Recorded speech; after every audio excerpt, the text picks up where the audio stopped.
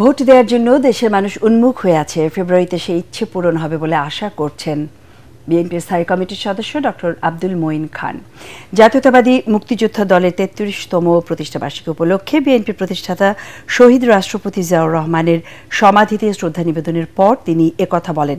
এ সময় মঈন খান বলেন, গণতন্ত্র প্রতিষ্ঠায় ভোটের বিকল্প নেই। একটি সুষ্ঠু নির্বাচনের মাধ্যমেই কেবল মানুষ গণতন্ত্র ফিরে পেতে পারে। জনগণই তাদের প্রতিনিধি নির্বাচন করবে। প্রত্যাশা পূরণে ব্যর্থ হলে জনগণ তাদের প্রত্যাখ্যান করবে। গণতন্ত্র ও মানুষের অর্থনৈতিক মুক্তি বাস্তবায়নই বিএনপির লক্ষ্য বলে জানান বিএনপির এই কেন্দ্রীয় নেতা।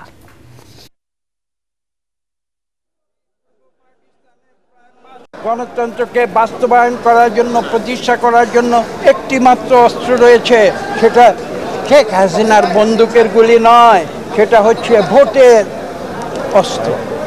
একটি সুষ্ঠু নিরপেক্ষ ভোটের মাধ্যমেই কেবল বাংলাদেশের মানুষ তারা গণতন্ত্র ফিরে পেতে পারে।